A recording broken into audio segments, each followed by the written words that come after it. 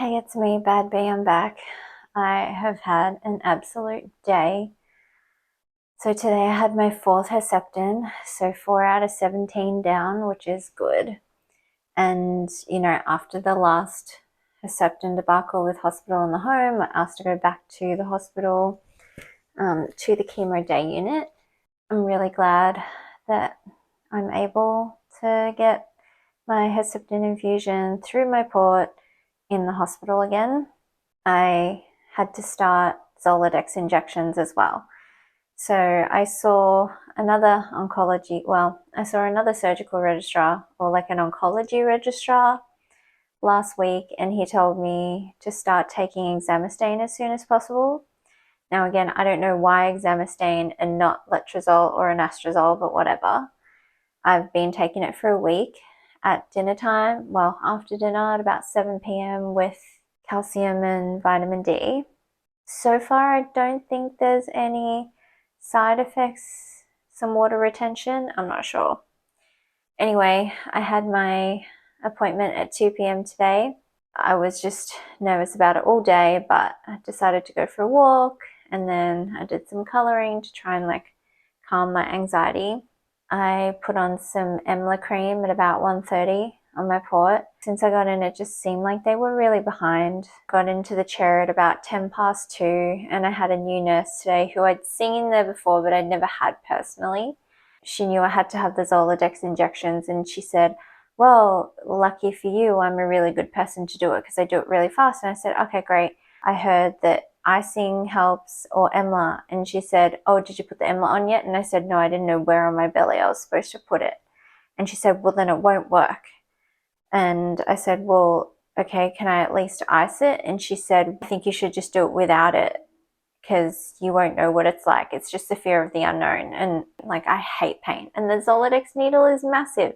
It's an implant that has a little pellet that has to inject into your skin. I said, okay, so Emla will take a while, but I was hoping to do it at the end of my Herceptin. She said, no, we should just do it now. And I said, okay, well, I'd like to ice it then. And she said, no, we should just do it and see how it feels because it's the first one. And I just burst into tears. And then I guess the head of the chemo day unit came past and she saw me crying and she said, hey, this is really unlike you. You're usually, happy and bubbly and talking. And she comes up, the nurse, and she goes, oh, it's because I said that we would do the Zoladex without ice or without Emla. And she said, hey, don't worry, we can put on the Emla. And you know what'll help it work extra quick is if you use alcohol. So she swabbed me and then put some Emla on my belly. I don't know why, but my Herceptin infusion just took forever. She was just doing everything so slowly. And then, so I was wearing this shirt, which has a really long neck, so I could pull it down. And she said, next time you should wear something with a zip or with buttons. And I said, okay, I've always worn t-shirts and it's been fine. And she said, oh, because you're from Japan, right? And I said, no, I'm from here.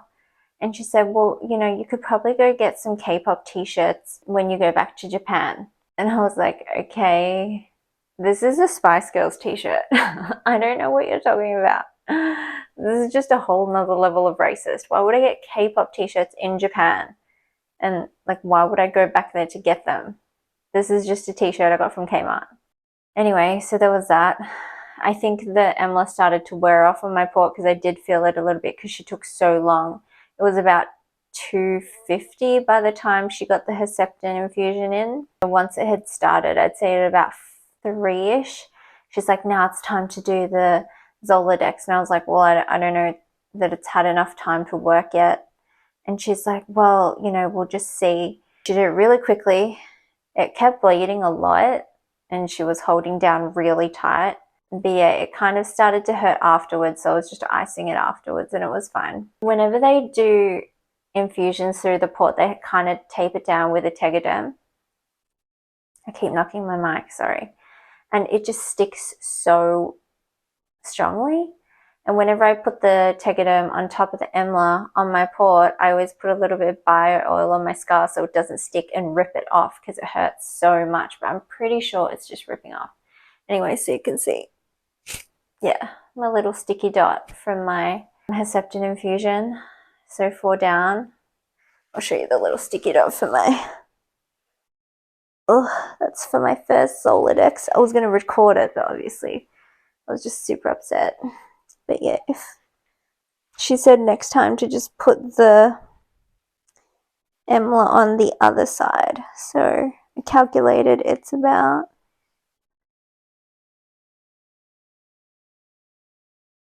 my middle finger away. So my belly button, my thumb is where my belly button is, and yeah, it's where my middle finger is. Yeah. Anyway, so I asked if I could get the Zoladex injections at the hospital in the chemo day unit, and they said they couldn't do it unless it coincided with my Herceptin, and I'd have to go and get it done at my GP. But my GP has been my GP since before I was born, since my parents came to Australia. So it's just really far away and inconvenient, but I mean, what can I do about it? Ugh. And then I googled what to do before Zoladex, how long Zoladex takes to work or something, I can't remember. It said you should begin Zoladex injections 6 to 8 weeks before you start exemestane. Why did the oncology registrar ask me to start taking exemestane a week before I had Zoladex? Today was just a mess. I'm really over it. Just cold. I felt tired and cold. Yeah, I'm just over it. How am I supposed to do this for 5 years? I have 59 Zoladex injections to go. If it's once a month for 5 years. 60, it's ridiculous. I don't know, I'm really tempted to get my ovaries out. Yeah, apparently there's just a whole other host of problems. Stay tuned for more cancer things.